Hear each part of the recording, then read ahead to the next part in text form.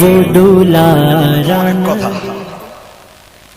নবী তোমার বাবার চাইতে আপন, মায়ের চাইতে আপন, ভাইয়ের চাইতে আপন, বোনের চাইতে আপন, প্রিয়জনের চাইতে আপন। কেন আপন? রাসূলুল্লাহ নিজেই তার ব্যাখ্যা দিয়ে বললেন, ইকরাউ ইন শিতুম আন-নাবিয়্যু আওলা বিল মুমিনিনা মিন আনফুসিহিম। যে আয়াতটা পড়েছি আমি এর আগেই, 21 পারা সূরা আহজাবের 6 নম্বর আয়াত। রাসূলুল্লাহ বললেন, চাইলে তোমরা ওই আয়াতটা পড়ে নিতে পারো। এ কথা শুধু আমি বিশ্বনবী আমার নয়, ওই একই কথা মহান আল্লাহ ঘোষণা দিয়েছেন। এরপরই রাসূলুল্লাহ আবার বললেন, শোনো, ফাআইয়ুমা মুমিনিন তারাকা মালান ফালিয়ারিসুহু আসাবাতুহু আও কামা ক্বালা আলাইহিস সালাম। আল্লাহ পাকের রাসূল বললেন, আল্লাহ পাকের হাবিব বললেন, ও সাহাবীরা মনে রাখো, আমি মুহাম্মাদুর রাসূলুল্লাহ সাল্লাল্লাহু আলাইহি ওয়াসাল্লাম বলছি, ফাআইয়ুমা মুমিনিন, কোন ঈমানদার যদি মারা যায়, আল্লাহ পাকের রাসূল জানিয়েছেন, ও উম্মত উম্মতিরা মনে রাখো, আর সে যদি কোনো মাল সম্পদ ছেড়ে যায়, টাকা পয়সা ছেড়ে যায়, জমি জায়গা ছেড়ে যায়, আমি মুহাম্মাদুর রাসূলুল্লাহ সাল্লাল্লাহু আলাইহি ওয়াসাল্লাম আমার কোন উম্মতের তথা কোন ঈমানদারের ছেড়ে যাওয়া সম্পদের ওয়ারিস আমি রাসূলুল্লাহ হই না। তার পরিত্যক্ত সম্পদের মালিকানা আমি রাসূলুল্লাহ আমার নয়। আল্লাহ পাকের রাসূল বললেন, ফালিয়ারিসুহু আসাবাতুহু। আল্লাহ পাকের রাসূল বললেন, কোন ঈমানদার মারা গেলে তার ছেড়ে যাওয়া সম্পদের মালিক হয় তার ওয়ারিসরাই।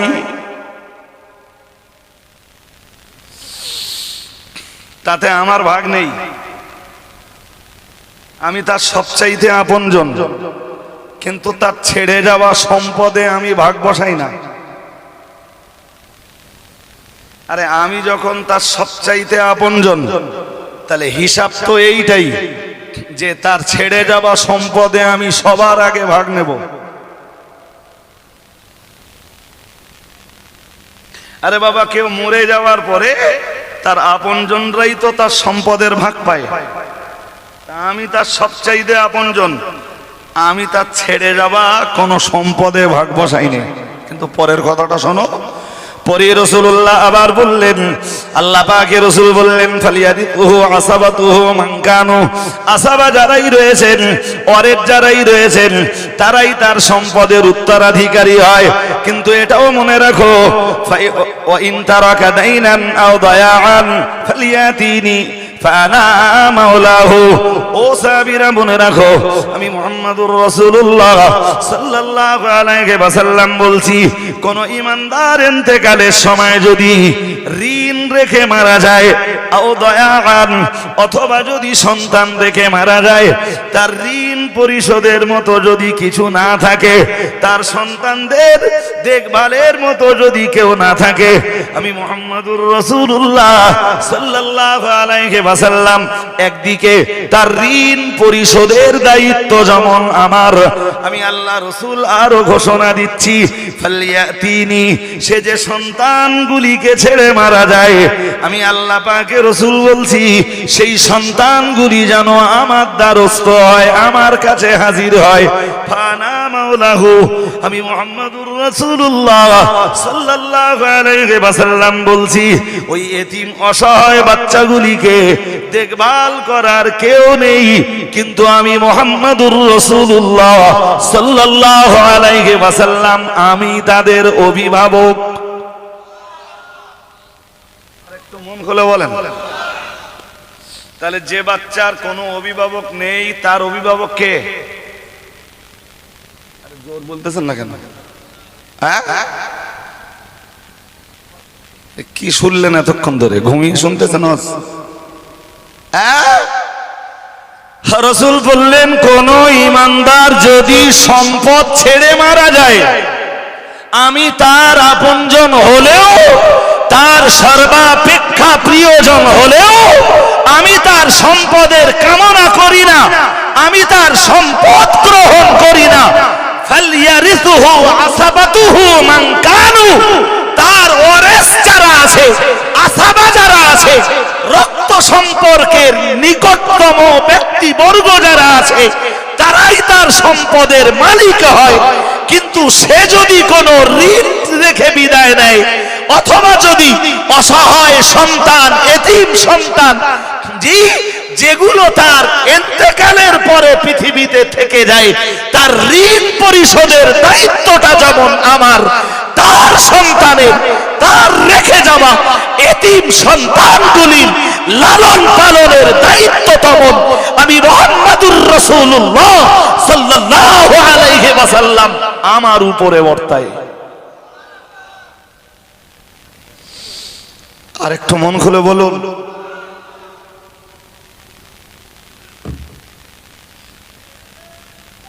আর একটা হাদিস, যদিও এই সন্ধ্যাবেলা ওয়াজ করলে হয়তো ওয়াজ একটু লম্বা করতে পারতাম, এখন পসিবল নয়। আর একটা হাদিস নেন, হাদিসটা সুনান ইবনে মাজাতে এসেছে। যদিও কারো কারো বক্তব্য যে হাদিসটা দুর্বল, এটা বলে দেওয়া ভালো, কারণ কে আবার কমেন্ট করে বসবেনি রাজা আলী সাহেব দুর্বল হাদিস বলে বেড়ায়। কারো কারো বক্তব্য, কিন্তু তার সাপোর্টে সহিহ হাদিস আছে, যে কারণে বলায় আপত্তি নেই। আন আব্দুল্লাহ ইবনে আব্বাস রাদিয়াল্লাহু তাআলা আনহু قال قال رسول الله صلى الله عليه وسلم من عال ثلاثة من الأيتام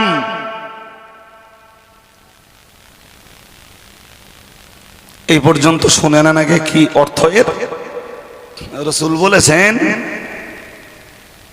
কেউ যদি, মন ওদিকে দিলে হবে না, কেউ যদি তিনটি এতিমকে পালন করে, কটা? আর একটু জোর আওয়াজে বলেন। তিনটি। একটু আগে শুনছিলেন না যে যে এতিম বাচ্চাদের লালন পালনের কেউ নেই, তাদের লালন পালনের জন্য আমি মুহাম্মাদুর রাসূলুল্লাহ সাল্লাল্লাহু আলাইহি ওয়াসাল্লাম আমি আছি। হাদিসে একদম স্পষ্টই রাসূল বলেছেন, ফাআনা মাওলাহু, আমি তার অভিভাবক, আমি তার লালন পালনকারী, আমি তার তত্ত্বাবধায়ক, তার খানাপিনার বন্দোবস্ত করার দায়িত্ব আমার। সুবহানাল্লাহ বলেন। তার জামা কাপড় দেওয়ার দায়িত্ব আমি পালন করব, আর লোকে জামা কাপড় দেবে এটা হয়? আর কিছু বলেন না কেন? রাসূল বললেন তার জামা কাপড় দেওয়া, তার খানাপিনার বন্দোবস্ত করার, তাকে সুশিক্ষা প্রদান করার, তাকে শিষ্টাচার শেখানোর সমস্ত দায়ভার আমি মুহাম্মাদুর রাসূলুল্লাহ সাল্লাল্লাহু আলাইহি ওয়াসাল্লাম আমার উপর। এবার উম্মতকে উদ্বুদ্ধ করছেন, এই যে হাদিসটা বলছি, উম্মতকে উদ্বুদ্ধ করছেন রাসূলুল্লাহ কি বলে? আল্লাহ পাকের রাসূল বললেন, ও সাহাবীরা মনে রাখো, মান আলা সালাসাতাম মিনাল আইতামি, আল্লাহ পাকের রাসূল বললেন, ও আমার সাহাবীরা মনে রাখো, আমি মুহাম্মাদুর রাসূলুল্লাহ সাল্লাল্লাহু আলাইহি ওয়াসাল্লাম বলছি, আমার কোন উম্মত যদি, আল্লাহ পাকের কোন বান্দা যদি মান আলা সালাসাতাম মিনাল আইতাম, তিনটি এতিম বাচ্চাকে লালন পালন করে, প্যারা নবী মুহাম্মাদুর রাসূলুল্লাহ সাল্লাল্লাহু আলাইহি ওয়াসাল্লাম আল্লাহ পাকের নবী বললেন, কানা কামান কামা লাইলাহু, প্রিয় নবী মুহাম্মাদুর রাসূলুল্লাহ সাল্লাল্লাহু আলাইহি ওয়াসাল্লাম বললেন, সারা রাত ধরে রাতের বেলায় নামাজের মুসাল্লায় দাঁড়িয়ে দাঁড়িয়ে সালাত আদায় করলে যত সওয়াব হয়, ওয়াসামা নাহারাহু, আল্লাহ পাকের রাসূল বললেন, দিনের বেলায় নফল নামাজ পড়লে যত সওয়াব হয়। আল্লাহ পাকের রাসূল আবার বললেন, ওয়াগদা ওয়া রাহা শাকিরান সাইফাহু ফি সাবিলিল্লাহ, আও কামা ক্বালা আলাইহিস সালাম, সকাল সন্ধ্যায় সশস্ত্র অবস্থায় ইসলামকে জিন্দা করবার জন্য জিহাদ করলে যে সওয়াব হয়, আল্লাহ পাক রব্বুল আলামিন তার আমলনামাতে ততটা সওয়াব লিপিবদ্ধ করে দেন। আরেকটু একটু মন খুলে বলেন, কথা একটা না বলো তিনটা। নাম্বার 1 এ রাসূল বললেন কানা কামান কামা লাইলাহু। প্রথম বললেন যে 3টি এতিমকে লালন পালন করে। কটা?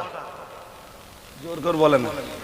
3টি এতিমকে যে লালন পালন করে, রাসূল বললেন কানা কামান কামা লাইলাহু।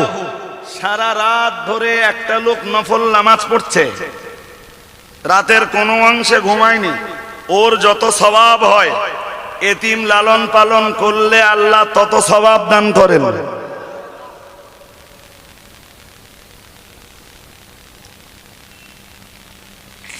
ঘুম পাচ্ছে নাকি? এতগুলো হাদিস শুনেছেন, এই হাদিসগুলো শোনার কারণে অন্তত ঘুম তো ভেঙে যাওয়া উচিত। এরপরে রাসূল দ্বিতীয় অফারটা উল্লেখ করে বললেন অসামা নাহারাহু। দিনের বেলা রোজা রাখলে, নফল রোজা, যত সওয়াব হয়। সুবহানাল্লাহ। আর একটু মন খুলে। যুদ্ধের ময়দানে যে সকাল সকাল থেকে সন্ধ্যা পর্যন্ত সশস্ত্র অবস্থায় যুদ্ধ করে নিজেকে ক্ষত বিক্ষত করে ফেললে যতটা সওয়াব হয়, প্রিয় রাসূল বলেছেন সারা রাত নফল নামাজ পড়ার চাইতে, দিনের বেলা নফল রোজা রাখার চাইতে, ওই রোজা অবস্থায় সারা দিন সশস্ত্র মানে ইসলামকে জিন্দা করবার জন্য যুদ্ধ করলে যত সওয়াব হয়, 3 জন এতিম বাচ্চাকে লালন পালন করলে আল্লাহ তার চাইতে বেশি সওয়াব তার আমলনামায় লিখে দেন। ভাই সওয়াব অনেকেই পেতে পারে, সওয়াব অনেকেই পাবে, সওয়াব অনেকেই কামাই করে, মাগার সব সওয়াবে জান্নাত পাওয়া যায় না। শুনছেন নাকি? সওয়াব অনেকে কামাই করে, সব সওয়াবে না। যদি বলেন তার ব্যাখ্যা, জি তাফসীর আর হাদিসের কিতাবে তার পর্যাপ্ত ব্যাখ্যা রয়েছে, সে ব্যাখ্যা করবার অবকাশ আমার নেই। জি আর আজকে আমার আলোচনার প্রাসঙ্গিকতা, আলোচনার বিষয়বস্তুটাও তা নয়। আমি শুধু যে কথাটা বোঝাতে চাচ্ছি বুঝুন। ওর যে কারণে রাসূল পরে বলেছেন, আল্লাহর রাসূল পরে বলছেন কুনতু আনা ওয়া হুয়া ফিল জান্নাহ। সুবহানাল্লাহ। আর একটু মন খুলে বলুন না। আরে ভাই কত লোক সওয়াব কামায়, কিন্তু সে সওয়াব পুরস্কার পাওয়ার অনেক আগেই, জান্নাত নসিব হওয়ার অনেক আগেই শেষ হয়ে যায়।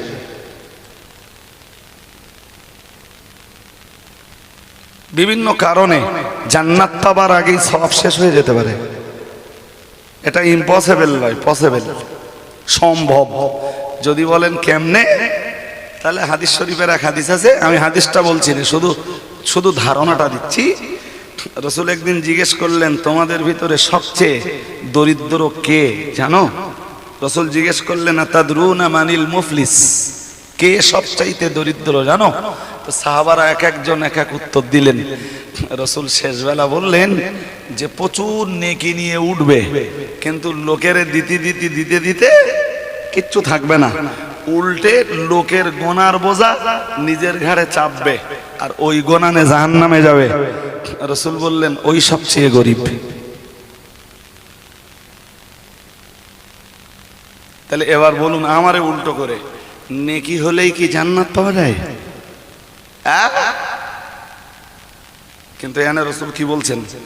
ওগো সাহাবীরা মনে রাখো, আমি আল্লাহ পাকের রাসূল বলছি, এতিমকে যারা লালন পালন করে, এতিমদেরকে যারা খাবার দেয়, এতিমের জন্য যারা পোশাকের বন্দোবস্ত করে, এতিমের জন্য যারা লেখাপড়ার বন্দোবস্ত করে, আমি মুহাম্মদুর রাসূলুল্লাহ সাল্লাল্লাহু আলাইহি ওয়াসাল্লাম বলছি, ওরা রাত্রি জাগরণকারীদের মতো রাত্রি জাগরণ করে নফল সালাত আদায়কারীদের মতো সওয়াব একদিকে যেমন কামাই করে, দিনের বেলায় রোজা রেখে সওয়াব অর্জনকারীদের মতো, মানে রোজার সওয়াব যেমন অর্জন করে সশস্ত্র অবস্থায় সকাল সন্ধ্যা ইসলামকে জিন্দা করবার জন্য যারা লড়াই করে ওদের মতো সওয়াব ওরা যেমন পায়। প্রিয় নবী মুহাম্মদুর রাসূলুল্লাহ সাল্লাল্লাহু আলাইহি ওয়াসাল্লাম পরের ঘোষণাটা কি চ্যাম্পিয়ন করে দিলেন। ও সাহাবীরা মনে রাখো, আমি মুহাম্মদুর রাসূলুল্লাহ সাল্লাল্লাহু আলাইহি ওয়াসাল্লাম আমি আল্লাহ পাকের নবী বলছি, আমি আল্লাহ পাকের হাবিব বলছি, কুনতু আনা ওয়া হুয়া ফিল জান্নাহ, সে এবং আমি এবং এতিমের তত্ত্বাবধানকারী, আমি এবং এতিমের নিয়ন্ত্রণকারী, আমরা দুজনেই জান্নাতে যাব। কাল আখওয়াইনি, রাসূলুল্লাহ বললেন দুই ভাইয়ের মতো। একটু মন খুলে বলেন, কয় ভাইয়ের মতো? এই দুটো ভাইকে উঁচু করলেন। আমার দিকে দেখছেন না ঘুমাচ্ছেন? এবার অন্তত বডি ল্যাঙ্গুয়েজটা দেখুন।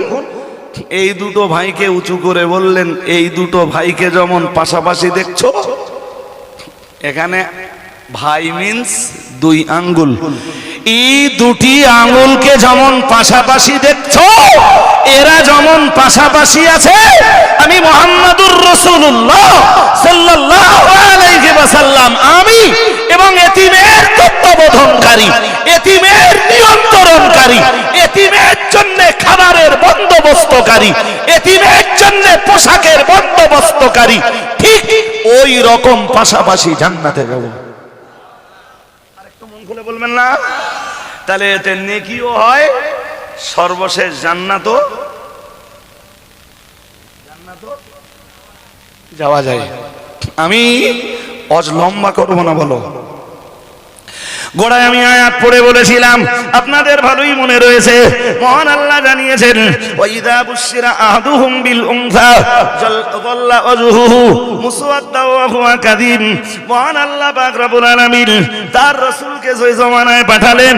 রাসূলুল্লাহ পৃথিবীতে এসে দেখলেন না না না না না, কন্যা সন্তানদের বেঁচে থাকবার কোনো অধিকার নেই গো।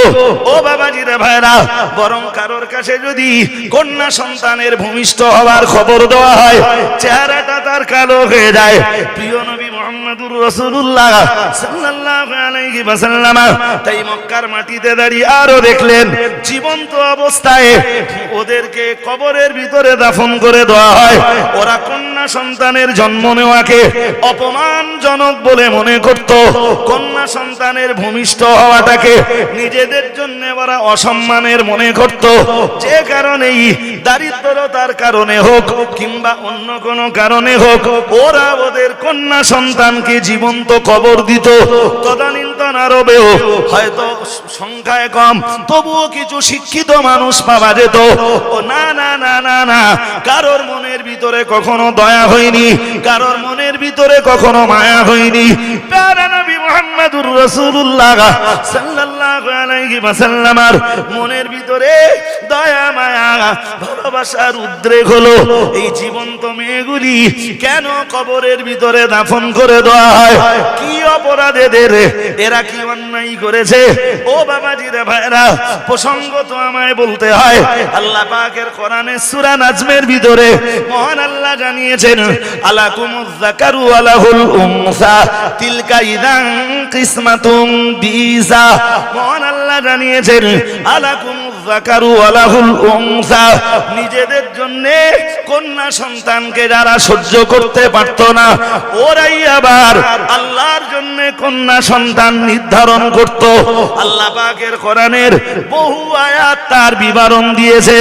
ওরা বলতো ওরা আল্লাহর জন্য কন্যা সন্তান নির্ধারণ করত, আর বলতো আল মালাইকাতু বানাতুল্লাহ, ফেরেশতারা আল্লাহর মেয়ে।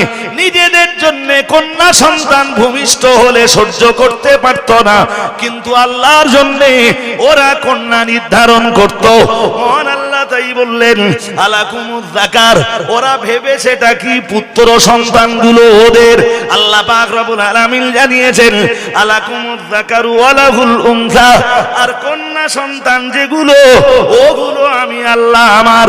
ও বাবাজিরা ভাইরা, মহান আল্লাহ জানিয়েছেন তিলকা ইদান কিসমাতুন দিজা, যার বাংলা মানে হলো মহান আল্লাহ বললেন এটা তো এক অসঙ্গত বন্টন।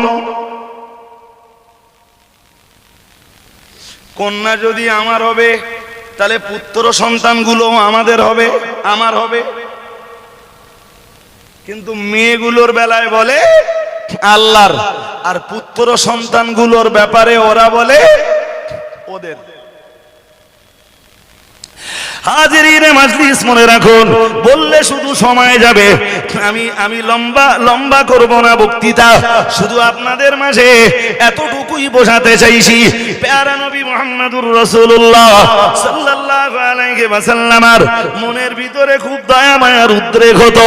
কন্যাগুলোকে এরা কেন মেরে দেয়, পুত্রগুলোকে কেন বাঁচিয়ে রাখে? কিন্তু না না না না না, তখনও প্রতিবাদের আওয়াজ তুলবার কোনো বিধান আল্লাহর পক্ষ থেকে নবীর জন্য ছিল না। মহান আল্লাহ যেই না কোরআন নাযিল করলেন, কোরআন শরীফে আল্লাহ আয়াত দিলেন লা তাকতুলু আওলাদাকুম খাশিয়াতা ইমলাকিন নাহনু নারযুকুহুম ওয়া ইয়্যাকুম। মহান আল্লাহ বললেন, আমি আল্লাহ পাক রব্বুল আলামিন বলছি লা তাকতুলু আওলাদাকুম। আল্লাহ পাক রব্বুল আলামিন বললেন না না না না না, তোমরা তোমাদের সন্তানগুলিকে হত্যা করতে পারবে না। আমি আল্লাহ পাক রব্বুল আলামিন বলছি তোমাদের উপরে নিষেধাজ্ঞা আরোপ করছি, সন্তানদেরকে তোমরা খতম করতে পারবে না, মারতে পারবে না, হত্যা করতে পারবে না, জীবন্ত দাফন করতে পারবে না। আরো পরিষ্কার করে আল্লাহ আয়াত দিলেন ওয়াইদাল মাউদাতু সুইলাত বিআইয়ি যামবিন কুতিলাত। মহান আল্লাহ বললেন কোন কারণে এই কন্যা সন্তানগুলোকে হত্যা করা হয়। ওদেরকে হাসরের মাঠে জিজ্ঞেস করা হবে তোদেরকে মারা হয়েছে কেন? তো ওদের যদি আল্লাহ জিজ্ঞেস করেন তোদের মারা হলো কেন, যারা ওদেরকে মেরেছে ওদের আল্লাহ ছাড়বে? জি, রাসূল প্রতিবাদের রাস্তা পেয়ে গেলেন, গর্জে উঠলেন, সিদ্ধান্ত নিলেন তামাম আরবের কেউ যদি মুহাম্মাদের পাশে না দাঁড়ায়, কন্যা সন্তানদের জীবন্ত কবর দেওয়া বন্ধ করবার জন্য একাই যদি প্রতিবাদের আওয়াজ তুলতে হয়, মক্কার মাটিতে দাঁড়িয়ে শুধু আল্লাহর রহমতের ডানার উপরে ভরসা করে মুহাম্মাদুর রাসূলুল্লাহ সাল্লাল্লাহু আলাইহি ওয়াসাল্লাম একাই প্রতিবাদের আওয়াজ তুলবে। আরেকটু মন খুলে বলুন, প্রতিবাদের আওয়াজ তুললে কন্যা সন্তানদেরকে জীবন্ত পুঁতে ফেলার দরজা চিরদিনের মতো রাসূল বন্ধ করে দিলেন। ওদের সম্মান ফিরিয়ে দেওয়া। আজকের নারী পূর্ণ স্বাধীনতার লক্ষ্যে, সম অধিকারের লক্ষ্যে সারা পৃথিবী জুড়ে আন্দোলন করছে।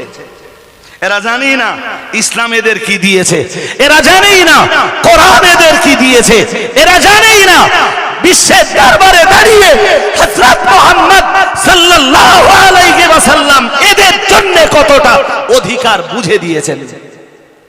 সুবহানাল্লাহ বলুন, আরেকটু মন খুলে বলুন। আজকে তোমরা অধিকার আদায়ের জন্য লড়াই করছো, মনে পড়ে তোমাদের পৃথিবীতে বেঁচে থাকবার যে পিরিয়ডে অধিকার ছিল না, মুহাম্মদ সাল্লাল্লাহু আলাইহি ওয়াসাল্লাম পৃথিবীতে বিশ্বের দরবারে দাঁড়িয়ে তোমাদের জন্য বাঁচবার মতো অধিকারটা ফিরিয়ে দিয়েছেন, অধিকার প্রতিষ্ঠা করেছেন। সুবহানাল্লাহ, আরেকটু মন খুলে বলুন। আজকে সম অধিকারের নেশায় গোটা পৃথিবী জুড়ে প্রতিবাদের আওয়াজ উঠেছে, যদিও যারা এই আওয়াজ করে সম অধিকারের ব্যাখ্যাটাই তারা বোঝে না, আর নারীকে ইসলাম কি দিয়েছে সেটাও তারা বোঝে না। এবার রাসূল বিশ্বের দরবারে দাঁড়িয়ে বললেন, শোনো মান আল, আগে বন্ধ করলেন কন্যা হত্যা, এবার রাসূলুল্লাহ, আপনাদের ঘুম পাচ্ছে নাকি? এবার রাসূলুল্লাহ বললেন মান আলা সালাসা বানাতিন। সুবহানাল্লাহ, আর একটু মন খুলে বলেন। নবী বললেন যে 3টি কন্যা সন্তান পালন করবে। কটা? কোন কোন বর্ণনায় হতে পারে বর্ণনাগুলো দুর্বল, কিন্তু তার চেয়ে কম সংখ্যার কথা আছে। আমি যে হাদিস বলছি এই হাদিসে এসেছে, আল্লাহ পাকের রাসূল বললেন মান আলা সালাসা বানাতিন। ও আমার সাহাবীরা মনে রাখো, আমি রাসূলুল্লাহ বলছি দুনিয়ার যে মানুষটি 3টি কন্যা সন্তান লালন পালন করলো, আল্লাহ পাকের রাসূল জানিয়েছেন ফাত্তাবাহুন্না, ওদেরকে আদব শেখালো, শিষ্টাচার শেখালো, লেখাপড়া শেখালো, ওদেরকে দ্বীনের তালিম দিল, ওদেরকে কোরআনের শিক্ষা প্রদান করলো, ওদেরকে মানে দ্বীন ইসলামের শিক্ষা প্রদান করলো। আল্লাহ পাকের রাসূল এরপরে আবার বললেন ওয়া আহসানা ইলাইহিন্না, ওদের প্রতি সৎ ব্যবহার করলো। মুহাম্মাদুর রাসূলুল্লাহ সাল্লাল্লাহু আলাইহি ওয়াসাল্লাম বিশ্বের দরবারে দাঁড়িয়ে বললেন, এরপরে বললেন ওয়াজাব্বাজাহুন্না, আমি আল্লাহ পাকের রাসূল বলছি আদব শেখালো, শিষ্টাচার শেখালো, লেখাপড়া শেখালো, পর্দানাশীনা বানালো, ধার্মিকা বানালো, নামাজিনী বানালো। এরপরে ওই মেয়েটাকে একটি সুপাত্রে নামাজি পাত্র দেখে আল্লাহ ওয়ালা ধার্মিক পাত্রের হাতে তুলে দিল, তার মানে তার বিয়ের ব্যবস্থা করলো। প্রিয় নবী মুহাম্মদুর রাসূলুল্লাহ সাল্লাল্লাহু আলাইহি ওয়াসাল্লাম বললেন ফালাহুল জান্নাহ। ও সাহাবীরা মনে রাখো, ও উম্মতিরা মনে রাখো, আমি মুহাম্মদুর রাসূলুল্লাহ সাল্লাল্লাহু আলাইহি ওয়াসাল্লাম বলছি খাস ভাবে রাসূলুল্লাহ তদানীন্তন মক্কাবাসীদেরকেই যেন লক্ষ্য করে বললেন, তোমরা কন্যা সন্তানের জন্ম নেওয়াকে, ভূমিষ্ঠ হওয়াকে তোমরা অসুচি মনে করো, কন্যা সন্তানের ভূমিষ্ঠ হওয়াকে তোমরা অশুভ, অকল্যাণ, অমঙ্গল মনে করো।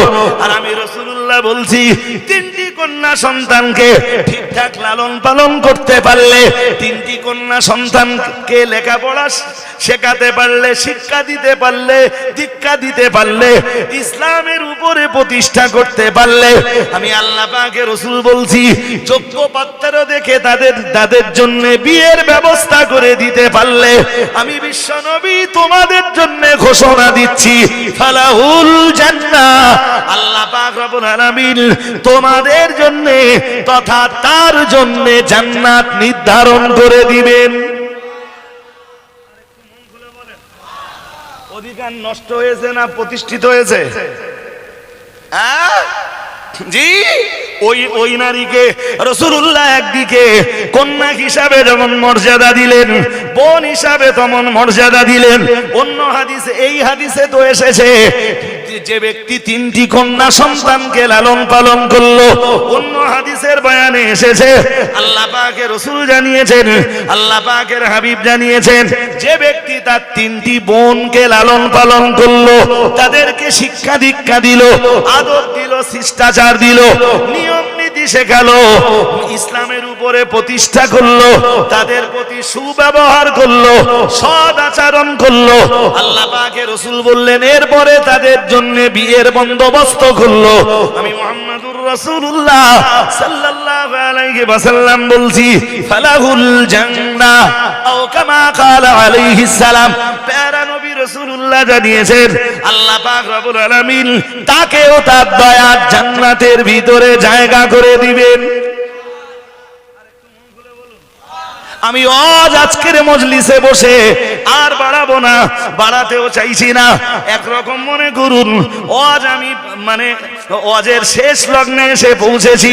এবারে আপনাকে স্মরণ করে দেই, বেশ কয়েকটি হাদিস বলেছি, যার ভিতরের একটি হাদিস ছিল প্রিয় নবী মুহাম্মদুর রাসূলুল্লাহ সাল্লাল্লাহু আলাইহি ওয়াসাল্লাম বিশ্বের দরবারে তিনি ছিলেন এতিমের লালন পালনকারী, এবং এতিমের লালন পালন করবার জন্য তিনি তার উম্মতকে নির্দেশনা দান করেছেন। ও বাবাজিরা, ভাইরা, এবং এটাও বলে দিয়েছেন, অন্য হাদিসের বর্ণনা এসেছে আনা ওয়া কাফিলুল ইয়াতীমি কালাতাইন। রাসূলুল্লাহ এই রকম 2টি আঙ্গুল উঁচু করে বললেন আনা ওয়া কাফিলুল ইয়াতীমি কালাতাইনি ফিল জান্নাহ। 2 আঙ্গুল উঁচু করে বললেন।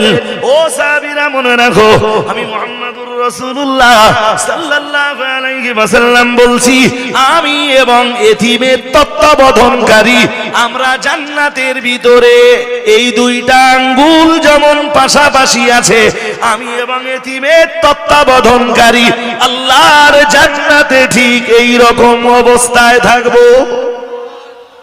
আর একটু মন খুলে বলেন। হাজিরিন, বলেছি, উঠেই বলেছিলাম, অজ করার ইচ্ছা ছিল না, মানসিক ভাবে কোনো প্রস্তুতিও ছিল না, তবুও 1 ঘন্টা ছুঁই ছুঁই হয়ে গেল। জি, এক আয়াত রেখে আর ছোট ছোট 2টি হাদিসের অংশ পড়ে এতক্ষণ আপনাদের শোনালাম। এবার বলুন, নবী আজকে মাটির পেটে না মাটির পিঠে? আমার কথা বুঝিনি বোধ হয় সবাই, এই ঘুমালে বুঝবেন না তো। জিজ্ঞেস করছি, নবী আজকে মাটির পিঠে না মাটির পেটে? মাটির পেটে। কিন্তু আমাদের বিশ্বাস নবী আজও হায়াতুন নবী। আর একটু মন খুলে বলেন, আর একটু আওয়াজ দিয়ে বলেন, নবী মাটির নিচে, তবে নবী আজও হায়াতুন নবী। আরে বাবা, পৃথিবীর যারাই এই নবীর রেখে যাওয়া সেই দায়িত্ব আজও পালন করে। নবী কবর থেকে তাদের কাজগুলোকে দেখতে পান। কোন লামাজাবি আর কোন আলে হাদিস আবার বলবেনি ওরা রাসূলুল্লাহকে হাজির নাজির বানায়। হাজির নাজির মানিনে বলো, বসিরহাট হুজুরের কিশোরগঞ্জের কেয়ামের বাহাসের ভিতরে রয়েছে আন-নাদরু ইলা আ'মালি উম্মতিহি। প্রিয় নবী মুহাম্মদুর রাসূলুল্লাহ সাল্লাল্লাহু আলাইহি ওয়াসাল্লাম কবর জগতের বাসিন্দা হলেও, মাটির পেটের ভিতরে অবস্থান করলেও, কবরের ভিতর থেকে বিশ্বনবী আজও তার উম্মতের আমালগুলোকে দেখতে পান। জি, এরপরও বলছি, বসিরহাট হুজুর লিখেছেন, সম্ভবত বাগমারির ফকিরের ধোকাবঞ্জন বলে বসিরহাট হুজুরের লেখা যে বইটা আছে, ওই বইতে হুজুর লিখেছেন যে আমরা রাসূলুল্লাহকে হাজের নাজের জোর করে বলেন, এই মাঝখানে দিলে তো অনেক কথা। নবী তোমার বাবার চাইতে আপন, মায়ের চাইতে আপন, ভাইয়ের চাইতে আপন, বোনের চাইতে আপন, প্রিয়জনের চাইতে আপন। কেন আপন? রাসূলুল্লাহ নিজেই তার ব্যাখ্যা দিয়ে বললেন, ইকরাউ ইন শিতুম আন-নাবিয়্যু আওলা বিল মুমিনিনা মিন আনফুসিহিম। যে আয়াতটা পড়েছি আমি এর আগেই, 21 পারা সূরা আহজাবের 6 নম্বর আয়াত। রাসূলুল্লাহ বললেন, চাইলে তোমরা ওই আয়াতটা পড়ে নিতে পারো। এ কথা শুধু আমি বিশ্বনবী আমার নয়, ওই একই কথা মহান আল্লাহ ঘোষণা দিয়েছেন। এরপরই রাসূলুল্লাহ আবার বললেন, শোনো, ফাআইয়ুমা মুমিনিন তারাকা মালান ফালিয়ারিসুহু আসাবাতুহু আও কামা ক্বালা আলাইহিস সালাম। আল্লাহ পাকের রাসূল বললেন, আল্লাহ পাকের হাবিব বললেন, ও সাহাবীরা মনে রাখো, আমি মুহাম্মদুর রাসূলুল্লাহ সাল্লাল্লাহু আলাইহি ওয়াসাল্লাম বলছি, ফাআইয়ুমা মুমিনিন, কোন ঈমানদার যদি মারা যায়, আল্লাহ পাকের রাসূল জানিয়েছেন, ও উম্মতিরা মনে রাখো, আর সে যদি কোনো মাল সম্পদ ছেড়ে যায়, টাকা পয়সা ছেড়ে যায়, জমি জায়গা ছেড়ে যায়, আমি মুহাম্মদুর রাসূলুল্লাহ সাল্লাল্লাহু আলাইহি ওয়াসাল্লাম আমার কোন উম্মতের তথা কোন ঈমানদারের ছেড়ে যাওয়া সম্পদের ওয়ারিস আমি রাসূলুল্লাহ হই না। তার পরিত্যক্ত সম্পদের মালিকানা আমি রাসূলুল্লাহ আমার নয়। আল্লাহ পাকের রাসূল বললেন, ফালিয়ারিসুহু আসাবাতুহু। আল্লাহ পাকের রাসূল বললেন, কোন ঈমানদার মারা গেলে তার ছেড়ে যাওয়া সম্পদের মালিক হয় তার ওয়ারিসরাই।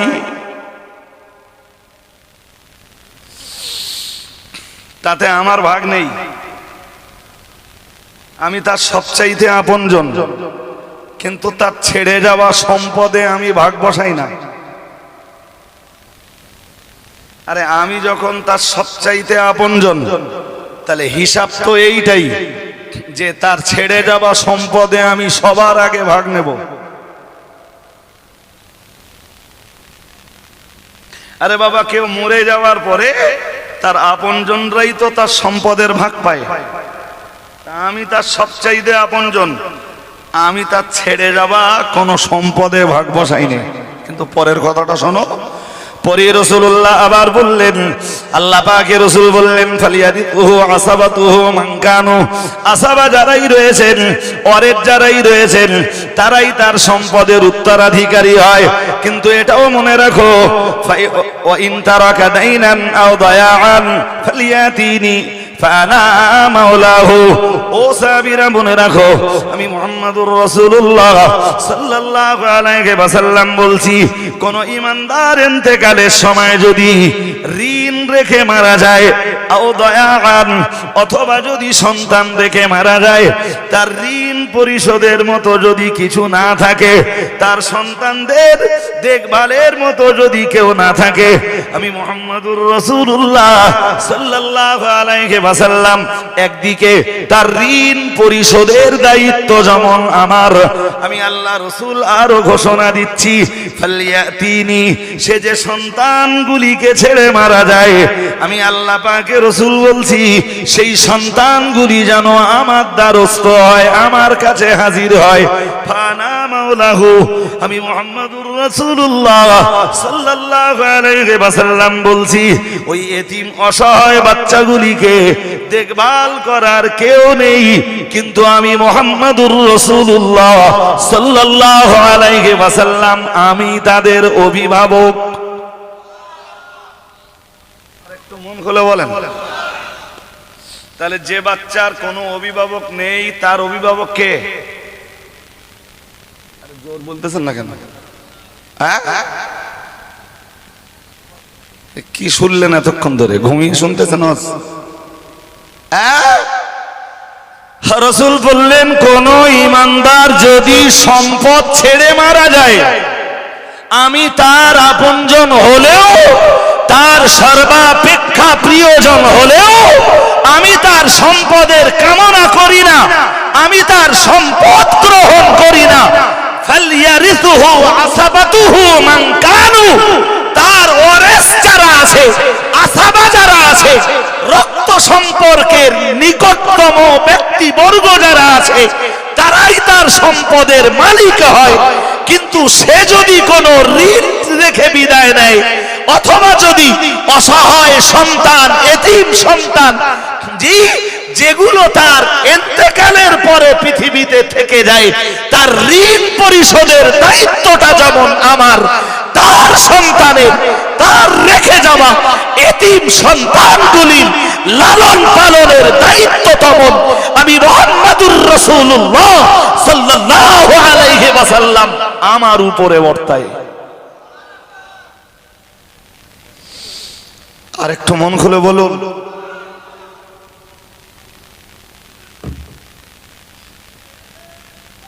আর একটা হাদিস, যদিও এই সন্ধ্যাবেলা ওয়াজ করলে হয়তো ওয়াজ একটু লম্বা করতে পারতাম, এখন পসিবল নয়। আর একটা হাদিস নেন, হাদিসটা সুনান ইবনে মাজাতে এসেছে। যদিও কারো কারো বক্তব্য যে হাদিসটা দুর্বল, এটা বলে দেওয়া ভালো, কারণ কে আবার কমেন্ট করে বসবেনি যে রাজওয়ারি সাহেব দুর্বল হাদিস বলে বেড়ায়। কারো কারো বক্তব্য, কিন্তু তার সাপোর্টে সহিহ হাদিস আছে, যে কারণে বলা আপত্তি নেই। আন আব্দুল্লাহ ইবনে আব্বাস রাদিয়াল্লাহু তাআলা আনহু قال قال رسول الله صلى الله عليه وسلم من عال ثلاثة من الأيتام,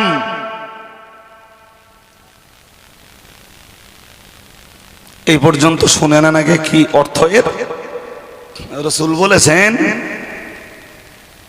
কেউ যদি, মন ওদিকে দিলে হবে না, কেউ যদি তিনটি এতিমকে পালন করে, কটা? আর একটু জোর আওয়াজে বলেন। তিনটি। একটু আগে শুনছিলেন না যে যে এতিম বাচ্চাদের লালন পালনের কেউ নেই, তাদের লালন পালনের জন্য আমি মুহাম্মাদুর রাসূলুল্লাহ সাল্লাল্লাহু আলাইহি ওয়াসাল্লাম আমি আছি। হাদিসে একদম স্পষ্টই রাসূল বলেছেন, ফাআনা মাওলাহু, আমি তার অভিভাবক, আমি তার লালন পালনকারী, আমি তার তত্ত্বাবধায়ক, তার খানাপিনার বন্দোবস্ত করার দায়িত্ব আমার। সুবহানাল্লাহ বলেন। তার জামা কাপড় দেওয়ার দায়িত্ব আমি পালন করব, আর লোকে জামা কাপড় দেবে এটা হয়?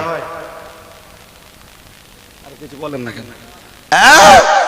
রাসূল বললেন তার জামা কাপড় দেওয়া, তার খানাপিনার বন্দোবস্ত করার, তাকে সুশিক্ষা প্রদান করার, তাকে শিষ্টাচার শেখানোর সমস্ত দায়ভার আমি মুহাম্মাদুর রাসূলুল্লাহ সাল্লাল্লাহু আলাইহি ওয়াসাল্লাম আমার উপর। এবার উম্মতকে উদ্বুদ্ধ করছেন, এই যে হাদিসটা বলছি উম্মতকে উদ্বুদ্ধ করছেন রাসূলুল্লাহ কি বলে? আল্লাহ পাকের রাসূল বললেন, ও সাহাবীরা মনে রাখো, মান আলা সালাসাতাম মিনাল আইতামি, আল্লাহ পাকের রাসূল বললেন, ও আমার সাহাবীরা মনে রাখো, আমি মুহাম্মাদুর রাসূলুল্লাহ সাল্লাল্লাহু আলাইহি ওয়াসাল্লাম বলছি, আমার কোন উম্মত যদি, আল্লাহ পাকের কোন বান্দা যদি মান আলা সালাসাতাম মিনাল আইতাম, তিনটি এতিম বাচ্চাকে লালন পালন করে, প্যারা নবী মুহাম্মাদুর রাসূলুল্লাহ সাল্লাল্লাহু আলাইহি ওয়াসাল্লাম আল্লাহ পাকের নবী বললেন, কানা কামান কামা লাইলাহু, প্রিয় নবী মুহাম্মাদুর রাসূলুল্লাহ সাল্লাল্লাহু আলাইহি ওয়াসাল্লাম বললেন, সারা রাত ধরে রাতের বেলায় নামাজের মুসাল্লায় দাঁড়িয়ে দাঁড়িয়ে সালাত আদায় করলে যত সওয়াব হয়, ওয়াসামা নাহারাহু, আল্লাহ পাকের রাসূল বললেন দিনের বেলায় নফল নামাজ পড়লে যত সওয়াব হয়, আল্লাহ পাকের রাসূল আবার বললেন,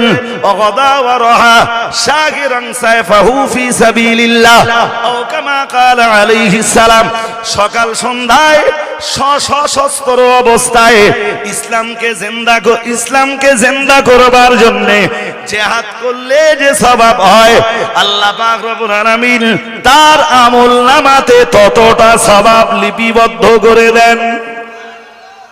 আর একটু মন খুলে বলেন, কথা একটা না বলো তিনটা। নাম্বার 1 এ রাসূল বললেন, কানা কামান কামা লাইলাহু, প্রথম বললেন যে তিনটি এতিমকে লালন পালন করে। কটা? জোর করে বলেন। তিনটি এতিমকে যে লালন পালন করে, রাসূল বললেন কানা কামান কামা লাইলাহু, সারা রাত ধরে একটা লোক নফল নামাজ পড়ছে, রাতের কোনো অংশে ঘুমায়নি, ওর যত সওয়াব হয় এতিম লালন পালন করলে আল্লাহ তত সওয়াব দান করেন।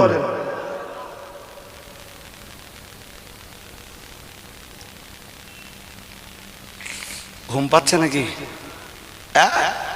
এতগুলো হাদিস শুনেছেন, এই হাদিসগুলো শোনার কারণে অন্তত ঘুম তো ভেঙে যাওয়া উচিত। এরপরে রাসূল দ্বিতীয় অফারটা উল্লেখ করে বললেন, ওয়াসামা নাহারাহু, দিনের বেলা রোজা রাখলে নফল রোজা যত সওয়াব হয়। সুবহানাল্লাহ। আর একটু মন খুলে, যুদ্ধের ময়দানে যে সকাল থেকে সন্ধ্যা পর্যন্ত সশস্ত্র অবস্থায় যুদ্ধ করে নিজেকে ক্ষত বিক্ষত করে ফেললে যতটা সওয়াব হয়, প্রিয় রাসূল বলেছেন সারা রাত নফল নামাজ পড়ার চাইতে, দিনের বেলা নফল রোজা রাখার চাইতে, ওই রোজা অবস্থায় সারা দিন সশস্ত্র মানে ইসলামকে জিন্দা করবার জন্য যুদ্ধ করলে যত সওয়াব হয়, তিনজন এতিম বাচ্চাকে লালন পালন করলে আল্লাহ তার চাইতে বেশি সওয়াব তার আমলনামায় লিখে দেন। ভাই সওয়াব অনেকেই পেতে পারে, সওয়াব অনেকেই পাবে, সওয়াব অনেকেই কামাই করে, মাগার সব সওয়াবে জান্নাত পাওয়া যায় না। শুনছেন নাকি? সওয়াব অনেকে কামাই করে, সব সওয়াবে না। যদি বলেন তার ব্যাখ্যা, জি তাফসীর আর হাদিসের কিতাবে তার পর্যাপ্ত ব্যাখ্যা রয়েছে, সে ব্যাখ্যা করবার অবকাশ আমার নেই। জি, আর আজকে আমার আলোচনার প্রাসঙ্গিকতা, আলোচনার বিষয়বস্তুটাও তা নয়। আমি শুধু যে কথাটা বোঝাতে চাচ্ছি বুঝুন। ওর যে কারণে রাসূল পরে বলেছেন, আল্লাহর রাসূল পরে বলছেন কুনতু আনা ওয়া হুয়া ফিল জান্নাহ। আর একটু মন খুলে বলুন না। আরে ভাই, কত লোক সওয়াব কামায়, কিন্তু সে সওয়াব পুরস্কার পাওয়ার অনেক আগেই, জান্নাত নসিব হওয়ার অনেক আগেই শেষ হয়ে যায়।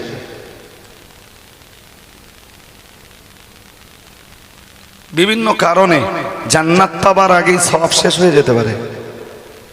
এটা ইম্পসিবল নয়, পসিবল, সম্ভব। যদি বলেন কেমনে, তাহলে হাদিস শরীফের এক হাদিস আছে, আমি হাদিসটা বলছি না, শুধু ধারণাটা দিচ্ছি। রাসূল একদিন জিজ্ঞেস করলেন, তোমাদের ভিতরে সবচেয়ে দরিদ্র কে জানো? রাসূল জিজ্ঞেস করলেন, আতাদরুনা মানিল মুফলিস, কে সবচাইতে দরিদ্র জানো? তো সাহাবারা এক একজন এক এক উত্তর দিলেন। রাসূল শেষবেলা বললেন যে প্রচুর নেকি নিয়ে উঠবে, কিন্তু লোকের দিতে দিতে কিচ্ছু থাকবে না, উল্টে লোকের গোনার বোঝা নিজের ঘাড়ে চাপবে, আর ওই গোনানে জাহান্নামে যাবে। রাসূল বললেন ওই সবচেয়ে গরিব। তাহলে এবার বলুন আমারে উল্টো করে, নেকি হলেই কি জান্নাত পাওয়া যায়? কিন্তু এখানে রাসূল কি বলছেন? ওগো সাহাবীরা মনে রাখো, আমি আল্লাহ পাকের রাসূল বলছি, এতিমকে যারা লালন পালন করে, এতিমদেরকে যারা খাবার দেয়, এতিমের জন্য যারা পোশাকের বন্দোবস্ত করে, এতিমের জন্য যারা লেখাপড়ার বন্দোবস্ত করে, আমি মুহাম্মদুর রাসূলুল্লাহ সাল্লাল্লাহু আলাইহি ওয়াসাল্লাম বলছি, ওরা রাত্রি জাগরণকারীদের মতো রাত্রি জাগরণ করে নফল সালাত আদায়কারীদের মতো সওয়াব একদিকে যেমন কামাই করে, দিনের বেলায় রোজা রেখে সওয়াব অর্জনকারীদের মতো, মানে রোজার সওয়াব যেমন অর্জন করে, সশস্ত্র অবস্থায় সকাল সন্ধ্যা ইসলামকে জিন্দা করবার জন্য যারা লড়াই করে, ওদের মতো সওয়াব ওরা যেমন পায়। প্রিয় নবী মুহাম্মদুর রাসূলুল্লাহ সাল্লাল্লাহু আলাইহি ওয়াসাল্লাম পরের ঘোষণাটা কি চ্যাম্পিয়ন করে দিলেন। ও সাহাবীরা মনে রাখো, আমি মুহাম্মদুর রাসূলুল্লাহ সাল্লাল্লাহু আলাইহি ওয়াসাল্লাম, আমি আল্লাহ পাকের নবী বলছি, আমি আল্লাহ পাকের হাবিব বলছি, কুনতু আনা ওয়া হুয়া ফিল জান্নাহ, সে এবং আমি এবং এতিমের তত্ত্বাবধানকারী, আমি এবং এতিমের নিয়ন্ত্রণকারী, আমরা দুজনেই জান্নাতে যাব। কাল আখওয়াইনি, রাসূলুল্লাহ বললেন দুই ভাইয়ের মতো। আরেকটু মন খুলে বলেন, কয় ভাইয়ের মতো? এই দুটো ভাইকে উঁচু করলেন। আমার দিকে দেখছেন না ঘুমাচ্ছেন? এবার অন্তত বডি ল্যাঙ্গুয়েজটা দেখুন।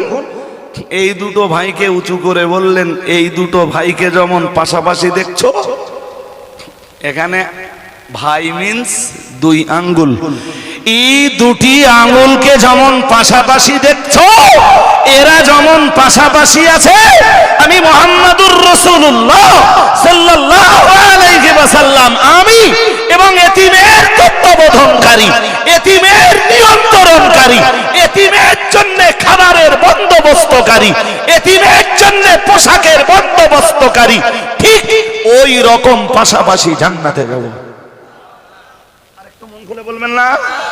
তাহলে এতে নেকিও হয়, সর্বশেষ জান্নাতও যাওয়া যায়। আমি আজ লম্বা করবো না, বলো গোড়ায় আমি আয়াত পড়ে বলেছিলাম, আপনাদের ভালোই মনে রয়েছে। মহান আল্লাহ জানিয়েছেন, ওয়াইদা বুশিরা আহাদুহুম বিল উনসা যাল্লা ওয়াজহুহু মুসওয়াদ্দা ওয়া হুয়া কাযীব। মহান আল্লাহ পাক রব্বুল আলামিন তার রাসূলকে যে জমানায় পাঠালেন, রাসূলুল্লাহ পৃথিবীতে এসে দেখলেন না না না না না, কন্যা সন্তানদের বেঁচে থাকবার কোনো অধিকার নেই গো। ও বাবাজিরা ভাইরা, বরং কারোর কাছে যদি কন্যা সন্তানের ভূমিষ্ঠ হওয়ার খবর দেওয়া হয়, চেহারাটা তার কালো হয়ে যায়। প্রিয় নবী মুহাম্মদুর রাসূলুল্লাহ সাল্লাল্লাহু আলাইহি ওয়াসাল্লাম তাই মক্কার মাটিতে দাঁড়িয়ে আরো দেখলেন জীবন্ত অবস্থায় ওদেরকে কবরের ভিতরে দাফন করে দেওয়া হয়। ওরা কন্যা সন্তানের জন্ম নেওয়াকে অপমানজনক বলে মনে করত, কন্যা সন্তানের ভূমিষ্ঠ হওয়াটাকে নিজেদের জন্য ওরা অসম্মানের মনে করত। যে কারণেই দারিদ্রতার কারণে হোক কিংবা অন্য কোনো কারণে হোক, ওরা ওদের কন্যা সন্তানকে জীবন্ত কবর দিত। তদানীন্তন আরবেও হয়তো সংখ্যায় কম, তবুও কিছু শিক্ষিত মানুষ পাওয়া যেত। ও না না না না না, কারোর মনের ভিতরে কখনো দয়া হয়নি, কারোর মনের ভিতরে কখনো মায়া হয়নি। প্যারা নবী মুহাম্মদুর রাসূলুল্লাহ সাল্লাল্লাহু আলাইহি ওয়াসাল্লামের মনের ভিতরে দয়া মায়া ভালোবাসার উদ্রেক হলো। এই জীবন্ত মেয়েগুলি কেন কবরের ভিতরে দাফন করে দেওয়া হয়? কি অপরাধেদের, এরা কি অন্যায় করেছে? ও বাবাজিরা ভাইরা, প্রসঙ্গত আমায় বলতে হয়, আল্লাহ পাকের কোরআনের সূরা নাজমের ভিতরে মহান আল্লাহ জানিয়েছেন, আলাকুমুজ যাকারু ওয়া লাহুল উনসা তিলকা ইযান কিসমাতুম দিজা। মহান আল্লাহ জানিয়েছেন, আলাকুমুজ যাকারু ওয়া লাহুল উনসা। নিজেদের জন্য কন্যা সন্তানকে যারা সহ্য করতে পারত না, ওরাই আবার আল্লাহর জন্য কন্যা সন্তান নির্ধারণ করত। আল্লাহ পাকের কোরআনের বহু আয়াত তার বিবরণ দিয়েছে। ওরা বলতো ওরা আল্লাহর জন্য কন্যা সন্তান নির্ধারণ করত, আর বলতো আল মালাইকাতু বানাতুল্লাহ, ফেরেশতারা আল্লাহর মেয়ে। নিজেদের জন্য কন্যা সন্তান ভূমিষ্ঠ হলে সহ্য করতে পারত না, কিন্তু আল্লাহর জন্য ওরা কন্যা নির্ধারণ করত। মহান আল্লাহ তাই বললেন, আলাকুমুজ যাকার। ওরা ভেবে সেটা কি পুত্র সন্তানগুলো ওদের। আল্লাহ পাক রব্বুল আলামিন জানিয়েছেন, আলাকুমুজ যাকারু ওয়া লাহুল উনসা। আর কন্যা সন্তান যেগুলো, ওগুলো আমি আল্লাহ আমার। ও বাবাজিরা ভাইরা, মহান আল্লাহ জানিয়েছেন, তিলকা ইযান কিসমাতুন দিজা, যার বাংলা মানে হলো, মহান আল্লাহ বললেন এটা তো এক অসঙ্গত বন্টন। কন্যা যদি আমার হবে, তাহলে পুত্র সন্তানগুলো আমাদের হবে, আমার হবে। কিন্তু মেয়েগুলোর বেলায় বলে আল্লাহর, আর পুত্র সন্তানগুলোর ব্যাপারে ওরা বলে ওদের। হাজিরিনে মাজলিস মনে রাখুন, বললে শুধু সময় যাবে। আমি লম্বা করব না বক্তৃতা, শুধু আপনাদের মাঝে এতটুকুই বোঝাতে চাইছি, প্যারা নবী মুহাম্মদুর রাসূলুল্লাহ সাল্লাল্লাহু আলাইহি ওয়াসাল্লামের মনের ভিতরে খুব দয়া মায়ার উদ্রেক হতো। কন্যাগুলোকে এরা কেন মেরে দেয়, পুত্রগুলোকে কেন বাঁচিয়ে রাখে? কিন্তু না না না না না, তখনও প্রতিবাদের আওয়াজ তুলবার কোনো বিধান আল্লাহর পক্ষ থেকে নবীর জন্য ছিল না। মহান আল্লাহ যেই না কোরআন নাযিল করলেন, কোরআন শরীফে আল্লাহ আয়াত দিলেন, লা তাকতুলু আওলাদাকুম খাশিয়াতা ইমলাকিন নাহনু নারযুকুহুম ওয়া ইয়্যাকুম। মহান আল্লাহ বললেন, আমি আল্লাহ পাক রব্বুল আলামিন বলছি, লা তাকতুলু আওলাদাকুম। আল্লাহ পাক রব্বুল আলামিন বললেন, না না না না না, তোমরা তোমাদের সন্তানগুলিকে হত্যা করতে পারবে না। আমি আল্লাহ পাক রব্বুল আলামিন বলছি, তোমাদের উপরে নিষেধাজ্ঞা আরোপ করছি, সন্তানদেরকে তোমরা খতম করতে পারবে না, মারতে পারবে না, হত্যা করতে পারবে না, জীবন্ত দাফন করতে পারবে না। আরো পরিষ্কার করে আল্লাহ আয়াত দিলেন, ওয়াইদাল মাউদাতু সুইলাত বিআইয়ি যামবিন কুতিলাত। মহান আল্লাহ বললেন, কোন কারণে এই কন্যা সন্তানগুলিকে হত্যা করা হয়?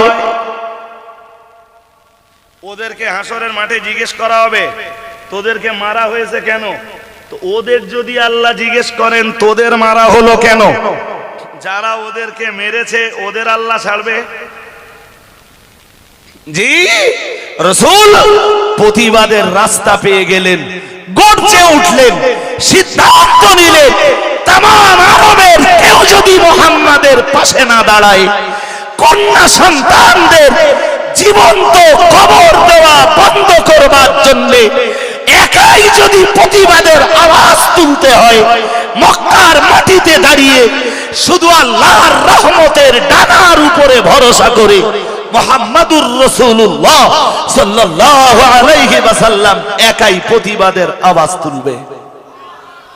আরেকটু মন খুলে বলুন, প্রতিবাদের আওয়াজ তুললেন, কন্যা সন্তানদেরকে জীবন্ত পুঁতে ফেলার দরজা চিরদিনের মতো রাসূল বন্ধ করে দিলেন। এবারে দরকার ওদের সম্মান ফিরিয়ে দেওয়া। আজকের নারী পূর্ণ স্বাধীনতার লক্ষ্যে, সম অধিকারের লক্ষ্যে সারা পৃথিবী জুড়ে আন্দোলন করছে। এরা জানি না ইসলাম এদের কি দিয়েছে, এরা জানেই না কোরআন এদের কি দিয়েছে, এরা জানেই না বিশ্বের দরবারে দাঁড়িয়ে হযরত মুহাম্মদ সাল্লাল্লাহু আলাইহি ওয়াসাল্লাম এদের জন্য কতটা অধিকার বুঝে দিয়েছেন। সুবহানাল্লাহ বলুন, আরেকটু মন খুলে বলুন। আজকে তোমরা অধিকার আদায়ের জন্য লড়াই করছো, মনে পড়ে তোমাদের পৃথিবীতে বেঁচে থাকবার যে পিরিয়ডে অধিকার ছিল না, মুহাম্মদ সাল্লাল্লাহু আলাইহি ওয়াসাল্লাম পৃথিবীতে বিশ্বের দরবারে দাঁড়িয়ে তোমাদের জন্য বাঁচবার মতো অধিকারটা ফিরিয়ে দিয়েছেন, অধিকার প্রতিষ্ঠা করেছেন। সুবহানাল্লাহ, আরেকটু মন খুলে বলুন।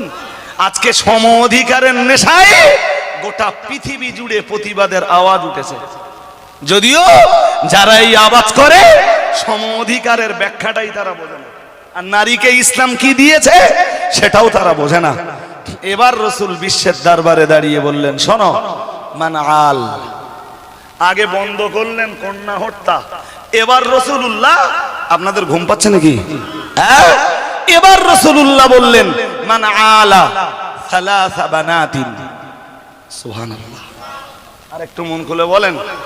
নবী বললেন, যে 3টি কন্যা সন্তান পালন করবে। কটা? কোন কোন বর্ণনায় হতে পারে বর্ণনাগুলো দুর্বল, কিন্তু তার চেয়ে কম সংখ্যার কথা আছে। আমি যে হাদিস বলছি এই হাদিসে এসেছে, আল্লাহ পাকের রাসূল বললেন, মান আলা সালাসা বানাতিন। ও আমার সাহাবীরা মনে রাখো, আমি রাসূলুল্লাহ বলছি, দুনিয়ার যে মানুষটি 3টি কন্যা সন্তান লালন পালন করলো, আল্লাহ পাকের রাসূল জানিয়েছেন, ফাত্তাবাহুন্না, ওদেরকে আদব শেখালো, শিষ্টাচার শেখালো, লেখাপড়া শেখালো, ওদেরকে দ্বীনের তালিম দিল, ওদেরকে কোরআনের শিক্ষা প্রদান করলো, ওদেরকে মানে দ্বীন ইসলামের শিক্ষা প্রদান করলো। আল্লাহ পাকের রাসূল এরপরে আবার বললেন, ওয়া আহসানা ইলাইহিন্না, ওদের প্রতি সৎ ব্যবহার করলো। মুহাম্মাদুর রাসূলুল্লাহ সাল্লাল্লাহু আলাইহি ওয়াসাল্লাম বিশ্বের দরবারে দাঁড়িয়ে বললেন, এরপরে বললেন, ওয়াজাব্বাজাহুন্না, আমি আল্লাহ পাকের রাসূল বলছি, আদব শেখালো, শিষ্টাচার শেখালো, লেখাপড়া শেখালো, পর্দানাশীনা বানালো, ধার্মিকা বানালো, নামাজিনী বানালো। এরপরে ওই মেয়েটাকে একটি সুপাত্রে নামাজি পাত্র দেখে আল্লাহওয়ালা ধার্মিক পাত্রের হাতে তুলে দিল, তার মানে তার বিয়ের ব্যবস্থা করলো। প্রিয় নবী মুহাম্মদুর রাসূলুল্লাহ সাল্লাল্লাহু আলাইহি ওয়াসাল্লাম বললেন, ফালাহুল জান্নাহ।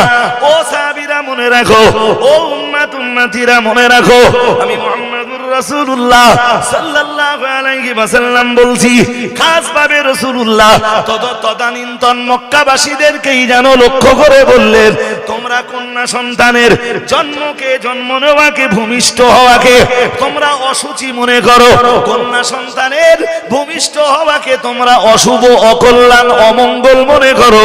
আর আমি রাসূলুল্লাহ বলছি, 3টি কন্যা সন্তানকে ঠিকঠাক লালন পালন করতে পারলে, 3টি কন্যা সন্তানকে লেখাপড়া শেখাতে পারলে, শিক্ষা দিতে পারলে, দীক্ষা দিতে পারলে, ইসলামের উপরে প্রতিষ্ঠা করতে পারলে, আমি আল্লাহ পাকের রাসূল বলছি, যোগ্য পাত্র দেখে তাদের জন্য বিয়ের ব্যবস্থা করে দিতে পারলে, আমি বিশ্ব নবী তোমাদের জন্য ঘোষণা দিচ্ছি, ফালাহুল জান্নাহ।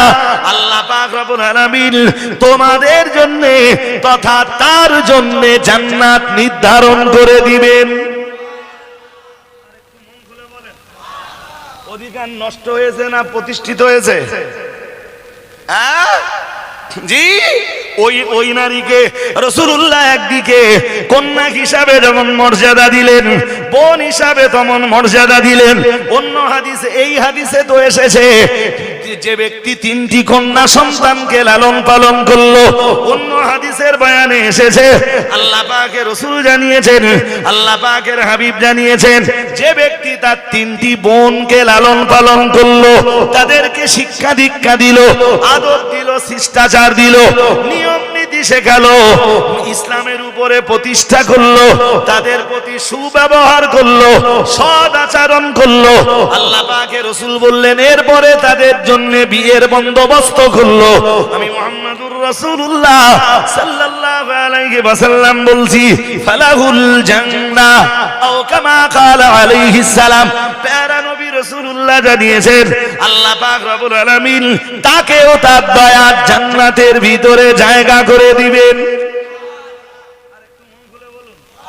আমি আজকের মজলিসে বসে আর বাড়াবো না, বাড়াতেও চাইছি না। একরকম মনে করুন আজ আমি মানে ওয়াজের শেষ লগ্নে এসে পৌঁছেছি। এবারে আপনাকে স্মরণ করে দেই, বেশ কয়েকটি হাদিস বলেছি, যার ভিতরের একটি হাদিস ছিল প্রিয় নবী মুহাম্মদুর রাসূলুল্লাহ সাল্লাল্লাহু আলাইহি ওয়াসাল্লাম বিশ্বের দরবারে তিনি ছিলেন এতিমের লালন পালনকারী, এবং এতিমের লালন পালন করবার জন্য তিনি তার উম্মতকে নির্দেশনা দান করেছেন। ও বাবাজিরা ভাইরা, এবং এটাও বলে দিয়েছেন, অন্য হাদিসের বর্ণনা এসেছে আনা ওয়া কাফিলুল ইয়াতীমি কালাতাইন। রাসূলুল্লাহ এই রকম 2টি আঙ্গুল উঁচু করে বললেন আনা ওয়া কাফিলুল ইয়াতীমি কালাতাইনি ফিল জান্নাহ।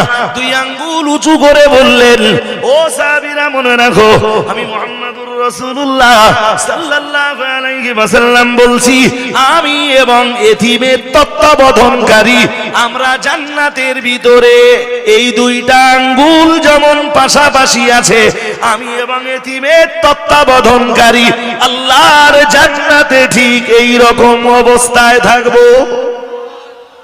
আর একটু মন খুলে বলেন হাজিরিন। বলেছি, উঠেই বলেছিলাম ওয়াজ করার ইচ্ছা ছিল না, মানসিকভাবে কোনো প্রস্তুতিও ছিল না, তবুও 1 ঘন্টা ছুঁই হয়ে গেল।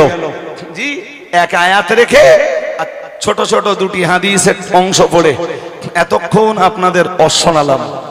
এবার বলুন, নবী আজকে মাটির পেটে না মাটির পিঠে? আমার কথা বুঝিনি বোধহয় সবাই, এই ঘুমালে বুঝবেন না তো। জিজ্ঞেস করছি, নবী আজকে মাটির পিঠে না মাটির পেটে? মাটির পেটে। কিন্তু আমাদের বিশ্বাস নবী আজও হায়াতুন নবী।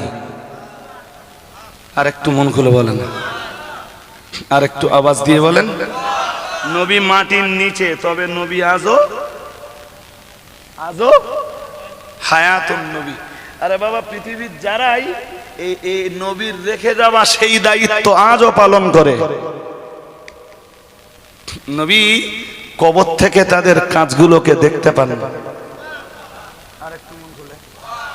কোন লামাজাবি আর কোন আলে হাদিস আবার বলবেনি ওরা রাসূলুল্লাহকে হাজির নাজির বানায়। হাজির নাজির মানিনে বলো, বসিরহাট হুজুরের কিশোরগঞ্জের কেয়ামের বাহাসের ভিতরে রয়েছে আন-নাদরু ইলা আমালে উম্মতিহি। প্রিয় নবী মুহাম্মদুর রাসূলুল্লাহ সাল্লাল্লাহু আলাইহি ওয়াসাল্লাম কবর জগতের বাসিন্দা হলেও, মাটির পেটের ভিতরে অবস্থান করলেও, কবরের ভিতর থেকে বিশ্বনবী আজও তার উম্মতের আমালগুলোকে দেখতে পান। জি, এরপরও বলছি, বসিরহাট হুজুর লিখেছেন, সম্ভবত বাগমারির ফকিরের ধোকাবঞ্জন বলে বসিরহাট হুজুরের লেখা যে বইটা আছে, ওই বইতে হুজুর লিখেছেন যে আমরা রাসূলুল্লাহকে হাজের নাজের, জোর করে বলেন,